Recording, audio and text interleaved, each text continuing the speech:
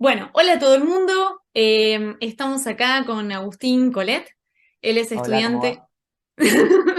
es estudiante de la carrera de la licenciatura en Ciencias Ambientales. Y hoy vamos a estar hablando un poquito de una problemática que lamentablemente está afectando a todo el mundo. Nosotros hicimos unos posteos en nuestra cuenta de Instagram hace poco sobre la problemática del agua en el Chaco, el cambio climático y cómo esto afecta obviamente a los animales, a las plantas y tiene un impacto directo en nuestra comunidad nativa. Así que para explicar un poco de qué se trata el cambio ambiental, la problemática del agua, estos cambios tan bruscos que están ocurriendo en todos lados del mundo. Vamos a aclarar un par de puntos y bueno, para que tengamos un poquito de información y nos pongamos a pensar un poco de qué manera estamos cuidando nuestro planeta, ¿no? Así que bueno, Agus, te dejo que arranques la charla. Buenísimo, ¿cómo están todos? Bueno, vamos a hablar ahí de lo que comentó Jorge un poquito. Y bueno, vamos pasando diapositivas, así ya comenzamos esta charla. Bueno, el índice, vamos a hablar un poco de lo que comentó, cambio climático, calentamiento global, explicar un poco qué es el efecto invernadero, para poder entender bien el proceso del calentamiento global. Después relacionada a la deforestación, que es un tema clave, que pasa en el Chaco, es una de las mayores problemáticas del monte chaqueño, y que está completamente relacionada con el calentamiento global, así que ahí vamos a hacer la unión de los dos temas. Y después vamos a hablar un poco de las plantas y animales nativos del Chaco, vamos a mencionar algunos, usos ancestrales algunos, también el rol ecosistémico que tienen dentro de de su ecosistema, la cadena trófica y un montón de aspectos relacionados con el ecosistema del monte chaqueño. Y al final vamos a hacer un leve resumen de lo que viene a plantear la agroecología, un nuevo modelo agrícola. Muy bien. Bueno, bueno, arrancamos. El cambio climático básicamente es la sucesión de cambios que se dan a lo largo del tiempo en los fenómenos climáticos de la Tierra. Se da por causas naturales, pero en los últimos años se estuvo dando más que nada por la acción antrópica, es decir, la acción humana, la influencia nuestra sobre el clima. Y es por eso que en agenda ambiental mundial hoy está lo que todos conocen como el calentamiento global, que es nuestra principal causa hoy en día de cambio climático. Al calentamiento global lo podemos definir como un aumento, ahí como dice la diapo, un aumento progresivo de la temperatura promedio de la Tierra. Pero para entender bien cómo funciona este cambio climático y por qué se produce, tenemos que previamente saber qué es el efecto invernadero, que me imagino que ya lo habrán escuchado nombrar en varios lugares y momentos. Ujú. Bueno, para entender este proceso de efecto invernadero, vamos a imaginar a la Tierra como un invernadero, pero en vez de tener un nylon cobertor, tiene los llamados gases del efecto invernadero. ¿Qué pasa con estos gases? Cuando la temperatura, es decir, la energía emitida por el Sol llega a la superficie terrestre, parte de esta es absorbida por la superficie, otra es reflejada, y posteriormente esta superficie terrestre reemite nuevamente esa energía solar en forma de calor nuevamente hacia la atmósfera.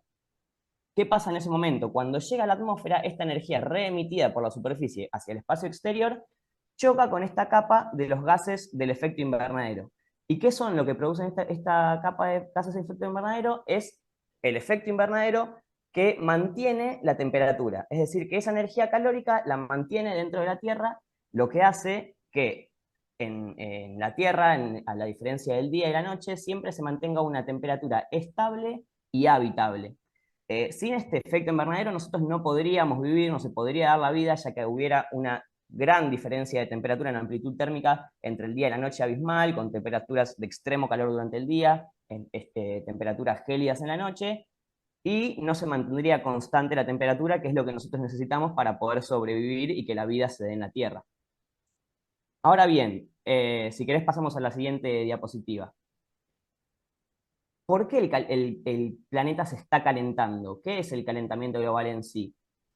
Ahí podemos ver un gráfico en el cual nos comenta más o menos qué pasa desde 800.000 años atrás hasta la actualidad. ¿Cuál es la concentración de dióxido de carbono en la atmósfera? Ahí dice nivel de dióxido de carbono en partes por millón. Ujú. Como podemos ver en toda esta historia terrestre desde hace 800.000 años, eh, los niveles fluctúan, suben, bajan, eso se puede dar a un montón de cuestiones naturales, como el vulcanismo, por ejemplo, que hace que se emita un montón de dióxido de carbono a la atmósfera, pero si prestamos atención, ahí vemos que en 1950, que es donde está marcada en la flechita, vemos que hay una subida drástica de acumulación de dióxido de carbono en la atmósfera. Vale la pena aclarar que el dióxido de carbono forma parte de este grupo de gases del efecto invernadero, ¿no? Exacto, eso te iba a decir, no es el único, No pero es el digamos, único. claro, El, pero el bueno, butano es otro, por ejemplo. El butano, que es otro gas que nosotros conocemos, también es un gas que forma parte de,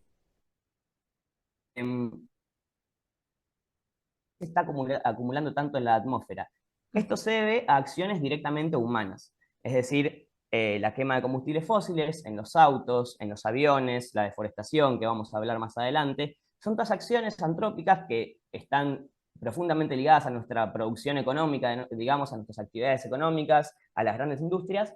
Lo que hacen es que mucho carbono almacenado en la Tierra se quema en forma de fósil, en forma de combustible, perdón, y en su forma de gas se libera en la atmósfera. Esto quiere decir que la capa original de gases del efecto invernadero, que tanto nos ayuda, se engrosa cada vez más. Es decir, que cada vez hay más carbono en la atmósfera y cada vez más gases del efecto invernadero. Y esto lo que hace es intensificar ese efecto invernadero. Lo que hace es que la energía que retiene esta capa de gases sea aún mayor, porque ya que cuando la superficie de la Tierra emite la energía hacia la atmósfera, parte de esta se ve liberada al espacio y parte, como comentamos, es retenida por los gases del efecto invernadero.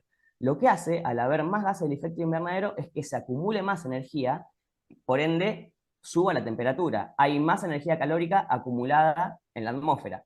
Nosotros podemos escuchar en que dicen en las noticias y demás, que hablan de, ay, no hay que llegar al año 2050 con 1,5 más grados centígrados, o hablan de milésimas de grados, que nosotros decimos, ah, pero es poco. No, pero hay que recordar que esto es en temperatura promedio global. Es decir, que ujú, hay zonas más afectadas y otras menos. Para subir la temperatura promedio global 1 grado, se necesita un montón de emisiones de carbono, y es lo que está sucediendo en la actualidad. exacto. Es Eh, como si le sí, pusiéramos un techo más grueso a todo el planeta, vamos a exactamente. decir. Entonces el rebote de los gases cada vez es menor y se retiene muchísimo más calor. Se retiene mucha más energía calórica, exactamente. Por ende, Ujú, la temperatura sube. muy bien, Y esto, la única manera de revertirlo es reduciendo las emisiones de gases del efecto invernadero. exacto. Bueno, acá hay un grafiquito donde se explica más o menos cómo funciona este calentamiento global. Algo que no mencionamos antes es que la atmósfera también sirve como filtro, lo que es capa de ozono. Esto hago una leve aclaración. La capa de ozono es una capa que contiene ozono. Ozono es una molécula. Lo que pasa a esta capa es como la media sombra de nuestro invernadero. Lo que Ujú, hace es que cuando llega la energía del sol, lo que hace esta capa es absorber gran parte de esa energía, de la energía además que nada de onda larga, que son los rayos ultravioleta, todo ese tipo de energía que es dañina a la salud. Hay un conjunto de gases que no son los del efecto invernadero, que son fluoroflavonoides, flavonatos, algo así, se me fue el nombre, discúlpenme, que son los que afectan a la capa de ozono. Lo que pasa con esto es que rompen esas moléculas, lo que se producen agujeros en la capa de ozono y que la energía que emite el sol, los rayos ultravioleta, por ejemplo, ingresan de manera más directa a la superficie, lo que también intensifica el calentamiento global, porque está entrando más cantidad de energía y se está reteniendo más cantidad de energía. Son dos causas del calentamiento global. sí. Agus, te interrumpo un Sí, segundo, porque dime. una noticia que salió hace algunos años es que había un agujero que finalmente se logró cerrar porque se Exactamente. disminuyó, se empezó a regular la cantidad de aerosoles que eran dañinos para esta capa, ¿no es cierto?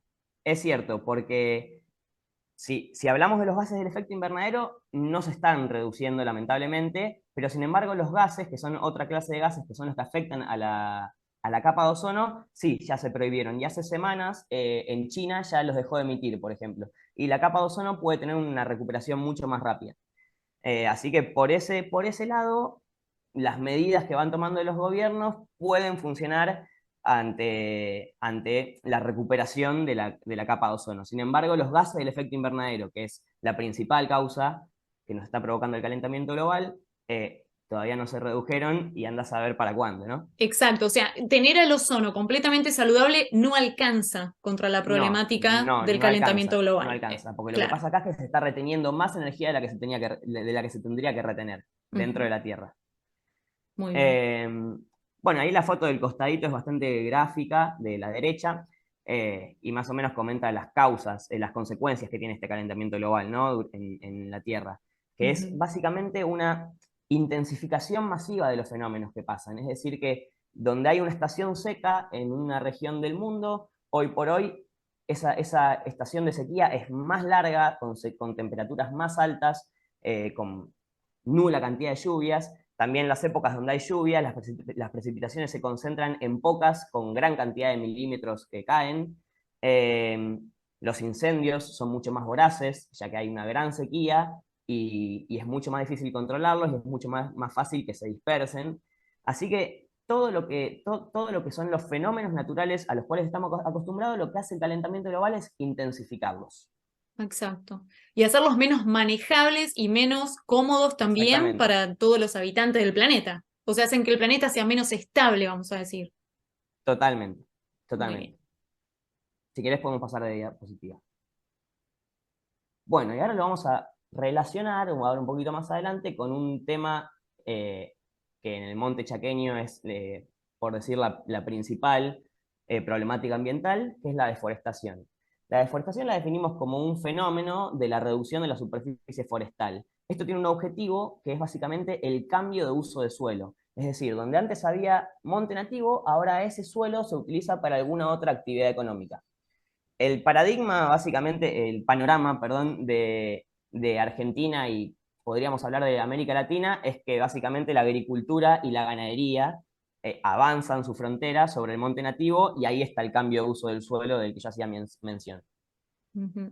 Eh, Como dato, podemos mencionar que en los últimos 25 años en Argentina se deforestaron más de 7 millones de hectáreas de monte nativo, es un montón, y más del 50% de esto se concentra en la provincia de Santiago del Estero, Chaco, Formosa y Salta. Es decir, que la cantidad de deforestación que hay en el monte chaqueño hoy por hoy es tremenda y afecta completamente a la salud de las comunidades aborígenes que hay ahí y de todo el pueblo, porque también la deforestación, como vamos a hablar un poco más adelante, también es una de las principales causas del cambio climático, así que Mm. ya lo vamos a mencionar. Si querés, vamos pasando de diapositiva. Acá podemos ver muy claramente, Sí. con la herramienta del Google Timelapse, hicimos una comparación satelital en la provincia de Chaco, es esto, en la cual se puede ver el año 1985 y el año 2020. Claramente ahí vemos el cambio de uso del suelo, lo que era antes bosque nativo que se ve en verde, ahora se ve en marrón clarito, que es más que nada ganadería y agricultura. Si querés podemos pasar un poquito de diapositiva, que esto era más o menos para mostrar. Y vamos a mencionar ahora las consecuencias de esta deforestación. Como primera consecuencia podemos mencionar la pérdida de biodiversidad. Los bosques son, y cualquier bioma nativo, son el hábitat de muchísimas especies, nativas también, y exóticas, aunque ese no sería lo correcto. Y lo que pasa con la deforestación es que este hábitat nativo, este bosque, se ve fragmentado en parches de bosques más pequeños, con una matriz, se le llama, que es lo deforestado en sí, que sería una matriz de agricultura, una matriz de ganadería, una matriz urbana. Eh, por ende, los parches de bosque nativo se ven aislados entre ellos y no permiten que haya un flujo genético entre especies. Ujú. Eh, y para fortalecer la especie, para que la especie se mantenga y no se termine extinguiendo, tiene que haber un flujo genético, porque si no, en los parches esos que quedan aislados, se produce una endogamia, digamos, entre individuos de la misma especie, lo que hace que genéticamente se vean debilitados y puedan presentar un montón de patologías eh, producto de la deforestación. Ujú. Otra de las consecuencias es la degradación de los suelos, ya que los bosques y cualquier cobertura vegetal lo que hace es que ese suelo no se meteorice ni se erosione. También aporta sombra, que le baja la temperatura al suelo, que es fundamental para toda la vida del suelo. El suelo hay que comprenderlo como un ente vivo, no como simplemente algo físico. El suelo está conformado por microfauna, está conformado por microorganismos, está por hongos, un montón de tipos de vida que lo conforman, y que haya una cobertura vegetal cubriéndolo es fundamental para que esa vida pueda mantenerse, y por ende, cuando se deforesta, queda el suelo desnudo, es decir, que se erosiona, sube su temperatura, el suelo deja de tener la capacidad de absorber agua y escurre toda la cantidad, lo que produce inundaciones, que eso lo podemos ver claramente en el Chaco, de cuando hay lluvias torrenciales, cómo se inunda todo. Eso también se intensifica por producto de la deforestación. Y también, Agus, algo que pasa cuando uno tiene una, no sé, implanta una especie. En este caso, la más popular en Argentina es la soja, ¿no? Que es lo que se Sí, cultiva. La soja tiene requerimientos que la tierra le da en cuanto a minerales, recursos, totalmente. y, o sea, la diversidad de las distintas especies hace que esa tierra no quede completamente, vamos a decir, carente de ese recurso, ¿no? Total. Entonces, al tener distintas especies vegetales, cada una con un requerimiento diferente, hace que ese suelo también se mantenga rico. Totalmente, o sea, calculo que ya hemos escuchado varias veces de cuando se agota el suelo. El Ujú. suelo, en el paradigma de la agricultura, agroindustria actual, el suelo se cultiva y se cultiva con una monoespecie, es decir, que son grandes hectáreas de únicamente una especie, como la soja, el maíz, el trigo, lo que sea, se llaman paquetes tecnológicos, porque las grandes empresas, que son monopolios que te venden eso, te venden el paquete tecnológico. El paquete tecnológico es la semilla transgénica Ujú. más el agrotóxico a tirarle y cuándo tirárselo, digamos, la separación entre qué fechas tirárselo. Y eso se llama paquete tecnológico, te lo venden las empresas. Y eso lo que hace es destruir el suelo y agotarlo de nutrientes. Es decir, que si, por ejemplo, hoy nosotros queremos reforestar, es decir, una zona que antes estuvo cultivada por soja, hoy la queremos reforestar, primero tiene que pasar un montón de tiempo para que se forme suelo, tiene que de a poco ir cubriéndose con cobertura vegetal nativa, y ahí el suelo muy de a poco va retomando sus nutrientes original, pero eso es cuestión de tiempo. Uno de los factores de formación del suelo es el tiempo, es muy importante. Y cuando Ujú. nosotros agotamos el suelo en nutrientes, lo que después requerimos es tiempo para que esto se vuelva, mucho tiempo, para que esto vuelva, este suelo vuelva a tener vida, digamos. Por Muy eso es tan bien. importante mantener una rotación de cultivos y demás, algo que la agroecología plantea, que ahora vamos a hablar un poquito más de eso, pero que bueno, la agroindustria actual no. No, exacto. La última consecuencia que vamos a mencionar sobre la deforestación es cómo impacta en el calentamiento global, ya que deforestar ayuda a que se incremente este calentamiento global, y monte nativo lo que hace es ayudar a mitigar este calentamiento global. ¿Por qué es así? Porque todo el monte, es decir, la cobertura vegetal del monte, lo que hace es fotosíntesis, ¿no? Como cualquier otro tipo de planta. Esa fotosíntesis absorbe carbono, dióxido de carbono atmosférico, lo utiliza para hacer la fotosíntesis, y después ese carbono lo almacena en sus estructuras leñosas, como son en los troncos, los tallos, es decir, que está quitando el carbono excesivo que tenemos en la atmósfera y lo está almacenando en sus estructuras, como el tronco o el tallo o incluso las hojas, ya que toda estructura orgánica, de materia orgánica, está principalmente compuesta por cadenas de carbono. Ujú. Por ende, cuando nosotros deforestamos y después esa leña que sacamos se quema, ese carbono que estaba almacenado dentro de los tallos y dentro de los troncos es devuelto a la atmósfera, es decir, ayudamos nuevamente a que se incremente el calentamiento global. Es decir, deforestando, incrementamos el calentamiento global, y conservando los parches de monte nativo e incluso aumentando la superficie de monte nativo, lo que hacemos es ayudar a mitigar este mismo calentamiento global. Exacto. Y también en lo que es la reacción de la fotosíntesis se libera agua y se libera oxígeno al ambiente también, ¿no? Totalmente, totalmente. Es más, también una de las consecuencias, podríamos decir, que en las precipitaciones se estima que más o menos el 40% de las lluvias de determinada región, las lluvias locales de determinada región, provienen de la cobertura vegetal de esa región, de la evapotranspiración se llama. La evapotranspiración es el agua, digamos, que liberan por las hojas las plantas. Ese agua liberada a la atmósfera posteriormente se condensa y termina siendo lluvia, es decir, que cuando nosotros deforestamos, también estamos, digamos, Alterando el ciclo disminuyendo, del agua de alguna manera. alterando completamente el ciclo del agua y disminuyendo las precipitaciones. Y hoy, como sabemos, en el monte chaqueño, la sequía es un problema súper grave y el quitar precipitaciones con la deforestación es como que estamos agregando más leña al fuego, estamos acrecentando el problema. Ujú, muy Si bien. quieres podemos cambiar de diapo. Bueno, Ah, ahora bueno, hablamos también, un poquito de plantas y animales nativos, ¿no? ya, sí, vamos a hacer una leve mención de quizá las plantas y animales más significativos del monte chaqueño. Muy Primero, bien. tenemos que saber qué significa nativo, autóctono, son sinónimos. ¿Qué es una especie nativa? ¿Qué es una especie autóctona? Una especie nativa hace referencia a una especie que evolucionó y se desarrolla en determinada área y región, en este caso el monte chaqueño, y que el humano no influyó, no intervino en su dispersión.